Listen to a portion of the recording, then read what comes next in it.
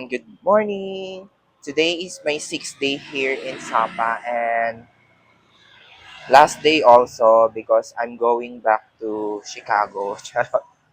And then I'm going back to Hanoi for my 7th day. Dun yung next stop ko. So dun yung first day and 7th day ko is sa Hanoi. And after Hanoi naman is Ho Chi Minh City. And bago ako bumalik ng Hanoi, pupunta muna ako ng Sapa Market kasi mas mura bumili doon ng mga pasalubong and souvenirs. And dadaan din ako ng Sapa Station kasi, dadaan ako ng Sun Plaza Station kasi may titignan ako. And nandito ako sa harap ng YOLO Hotel. Naghihintay ako ng motorbike. Nag-book ako sa Grab papuntang Sapa Market. Siyempre, last day here, so dapat may experience kong sumakay ng motorbike. I'm going back to Chicago. I feel like another version of me. I was in there. Tignan niyo yung chicken nila, ate. Bakit pa ganito? Atang ata to. Ayan. Naloka ako sa manok. Kiana with the key. Kiana with the key, yarn. So, ending, naglakad na lang tayo kasi walang Grab na uma-accept. Piling ko hindi nila ina-accept yung booking ko sa Grab kasi mura lang, 21,000 BND. Pero kasi, natatamad ako maglakad. So, ending, maglalakad ako. Una kong puntahan is yung Sun Plaza. Kasi may gusto lang akong bilhin, charot. Siyempre, last day na here. And mas mura talaga dito compared to Hanoi. I'm here na in Sapa Station. And, yun lang. Grabe hiningal ako. Akyat lang ako. Ano lang siya? Ayaw mo yung balls. Tapos yung maghuhulog ka ng coins, tapos iniikot-ikot. Yun yung gagawin ko kasi nakita ko siya kahapon. Sabi ko, gusto ko siyang laruin. Medyo kaya naman yung price. Ayun na yung book ko, magulo na. So, let's see. Walang tao. Ayan, no? Ito yung gusto ko. Kasi gusto kong makuha yung black cat. Pero nung nakita ko din to, parang gusto ko din to. Kaso, 100 Vietnamese dong. So, medyo pricey siya. Kumbaga, in peso, it worth 200 plus. So, let's try isang beses. Ayun, sakto. Meron tayong 100. So, we'll try.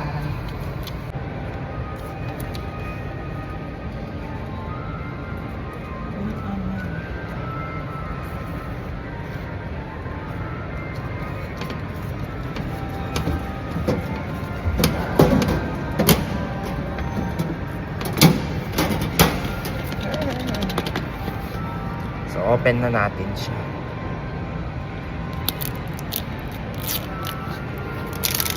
Gusto ko yung black. Ay! Gold. Yung nakuha ko. Sayang. Yung black yung gusto ko. Ito yung gusto ko, yung black. Okay lang. Okay na yun. Let's go na. Punta na tayo ng Sapa Market. Sana meron ganito sa Hanoi para tatry ko ulit. Yan lang. Bye.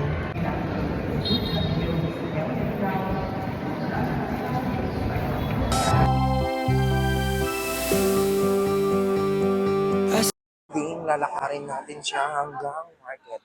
Kasi ang hirap mag-book ng Grab.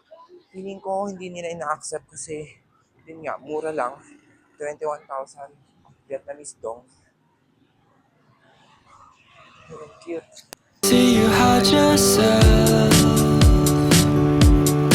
underneath the mountain of makeup. Plus the words that you made up won't make you any cooler than you are. But when you're with me and you're half asleep, and I can count each freckle and see all your beauty that you have. And pag pumunta pala kayo dito sa Vietnam, unang-una yung aaralin is yung pagtawid. Kasi hindi titigil ang mundo nila para sa pagtawid nyo. Talagang kahit nasa pedestrian lane ka, dire-diretso lang talaga. Just go with the flow. Tapos yung next yung aralin is yung money nila. Kasi nung una nakakalito talaga. Kasi 1,000, 2,000, 5,000, 10,000, 20,000, 50,000, 100,000, 200,000, and 500,000 VND yung pera nila dito. And lahat din yun is paper bills. Wala silang coins gaya sa atin. Yun yung mga tips na dapat nyong unahin na pag-aralan. Kasi nakakalito siya lalo nung unang araw ko dito. Nalilito ako. So syempre, yung pera, paano yung supli? Ganun. Freckle and see all your beauty that you hide. This ain't usually how you're like. Then you say And ito yung supermarket na malapit sa kanilang plaza. And dito maraming mabibili na mga pasalubong kung saan mura, especially yung mga coffee na nabibili sa Changi dito. Mas mura dito sa market na ito.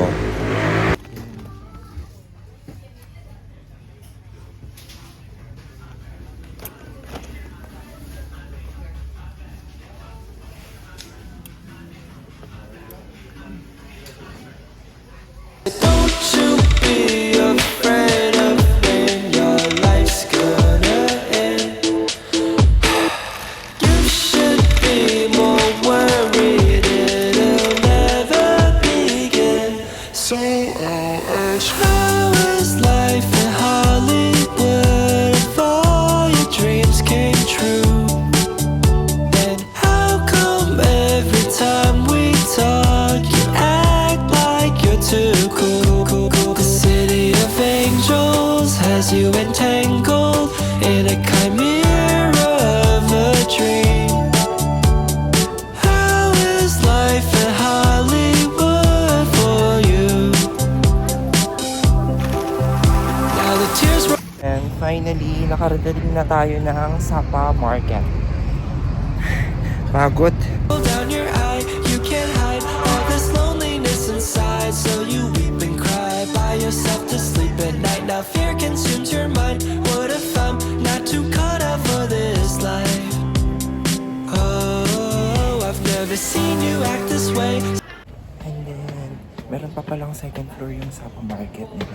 And sa second floor, mas maraming mga damit and souvenir shops. Tapos sa baba naman, yung mga delicacies nila. Yung mga food and everything. Pupunta tayo sa kabila. Kasi baka mas mura yung mga t-shirts nila dito. Although yung nabili kong t-shirt nung night market sa labas, worth 100 VND. So medyo mura na yun. Pero hanap pa tayo ng mas mura. Nakakasya sa baggage natin.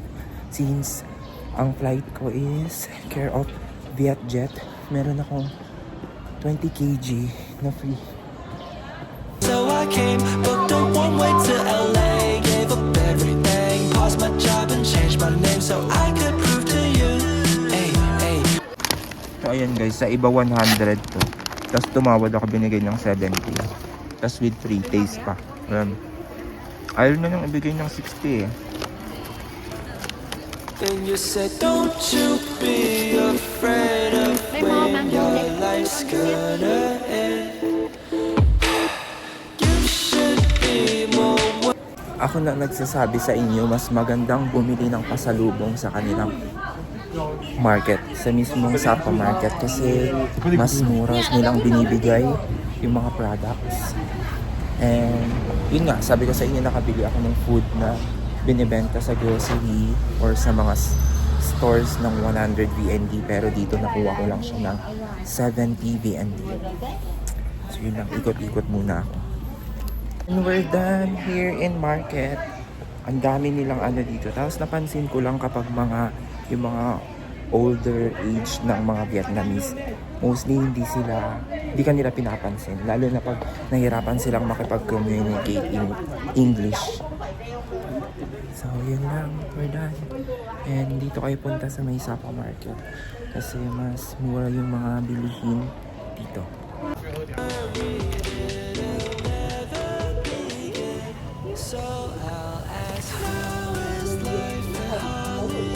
And shopping here in Sapa Market. Finally, nakabook din. And experience mag-Grab worth 21,000 BMT only.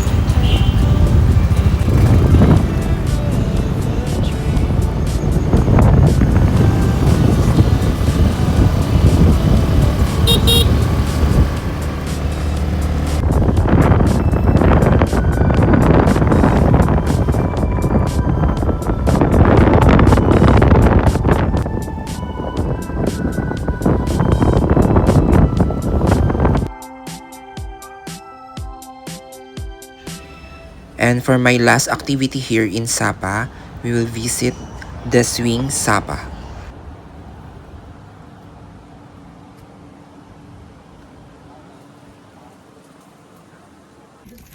No. Where? Yeah, outside? daw sa Pasig. Okay. Baba pa. Hi everyone! So ayan, explain yung ticket. So guys, bibili kami. I mean, putong kulit niya. Visit. Hindi makapag-explain ng matino. Ayan. Ito yung view kapag pupunta kayo ng Swing Sapa. May pa-lake sila.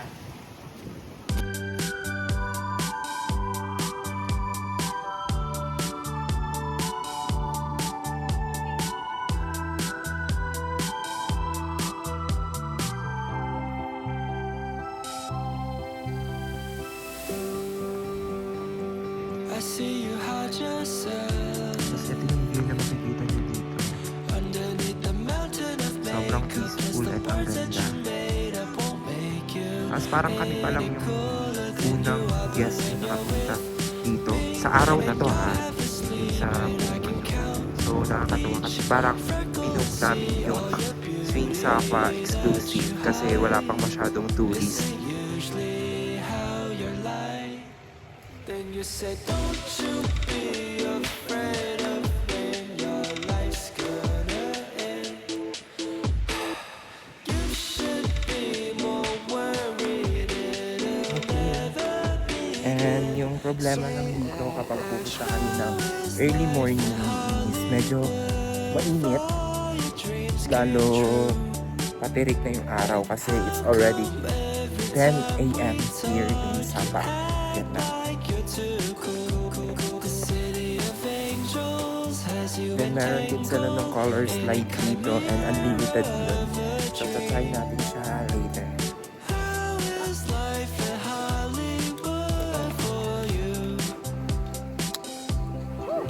Now the tears roll down your eye. You can't hide all this loneliness inside. So you Pero feeling maganda din.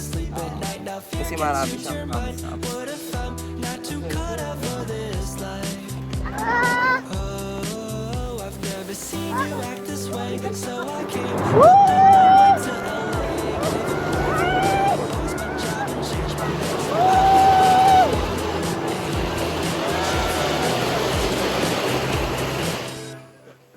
Then you said, don't you Tumatalsik lang yung ano kuya. Tubig. life's gonna end. You should be more worried. And then yun, maganda yung slide nila and unli siya. So medyo ano lang yung pangit lang dun sa slide is kasi binabasa nila yung sa ilalim. And kapag nag-slide kayo, medyo may konting tumatalsik. Pero siya nagsashower yung water na nilagay. Pero okay naman siya, maganda. Compared dun sa Katkat, ito yung mini version niya. Nakakapagod lang kung ulitin yung ride since unli siya. Medyo mahaba, paikot yung hagdan para makabalik ulit sa taas para itry yung slide. So ayan, how was it? Kasi mas set and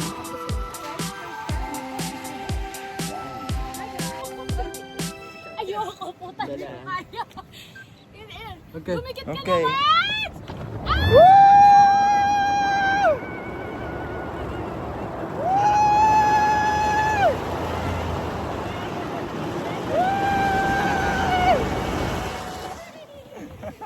medyo malayo lang yung ito yung sinasabi ko na medyo malayo lang yung iikutan nyo after yung bumaba dito sa dulo ng slide.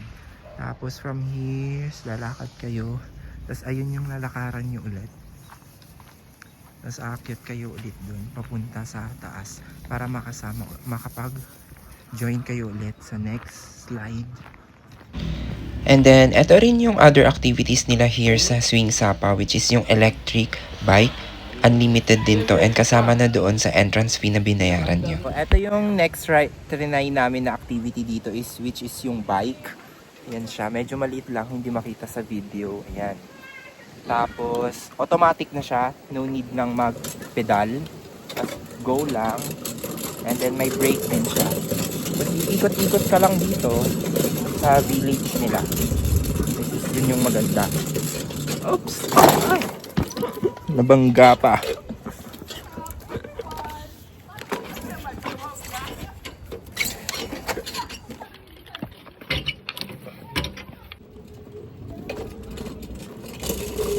Kailangan makita tayong lahat. Hi everyone!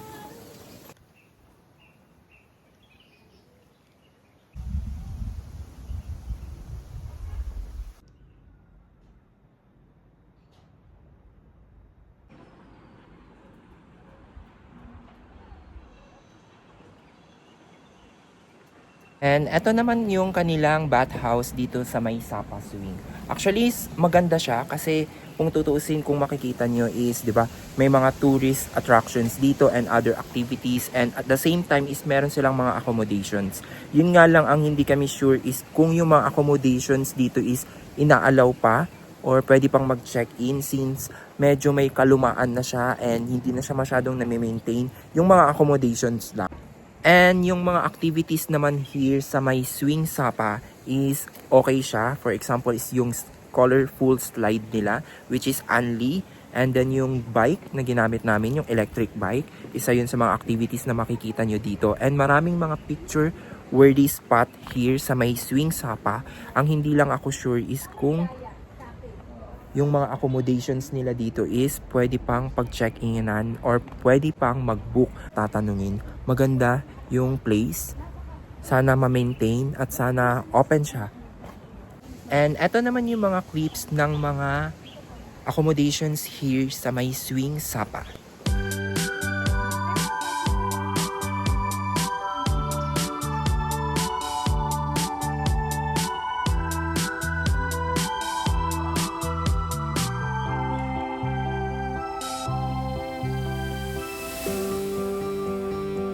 I see you hide yourself underneath the mountain of makeup. Plus the words that you made up won't make you any cooler than you are. But when you're with me and you're half asleep and I can count. And sa mga accommodations here sa may Swing Sapa, ito naman yung view na makikita nyo. Para siyang valley, katulad nung sa Baguio and Sagada, diba? And plus yung cold weather, sobrang ganda dito and sobrang peaceful kasi nature vibe siya. Tulad niyan, maraming mga puno and most of the accommodations here is made of wood. Each freckle and see all your beauty that you hide. This ain't usually how you're like. So feeling ko, habang umaakyat ako dito, ako si Alice. I found myself in wonderland. Get back on my feet. I'll get by. I won't cry. Isang dito, tree house na tinignan namin and under renovation yung mga tree houses nila dito. So, sayang lang kasi yung mismong mga doors here is nakalock siya. So, hindi namin siya pwedeng pasukin din since it's a private property.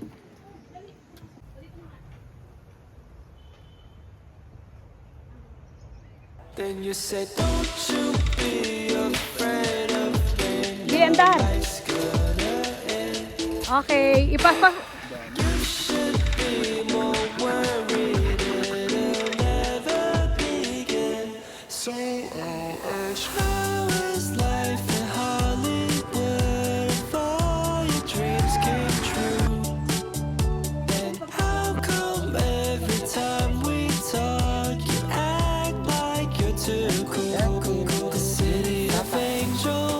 as you entangle in a chimera of a dream. How is life in Hollywood With for nice you? view of the mountains.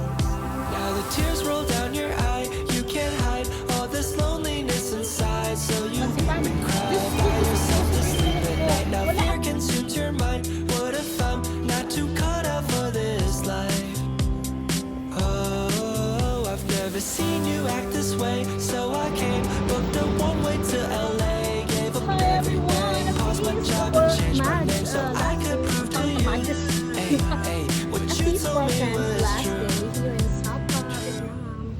Then you said, don't you be afraid of when your life's gonna end. Yung mga halaman-halaman. Be more worried, it'll never begin. So I'll ask, how is life and how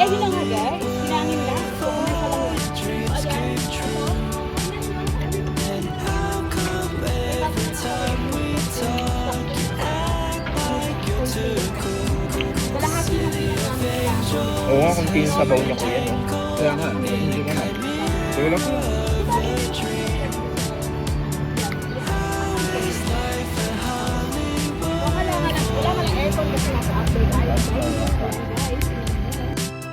Bye-bye, Sapa. Bye to this room.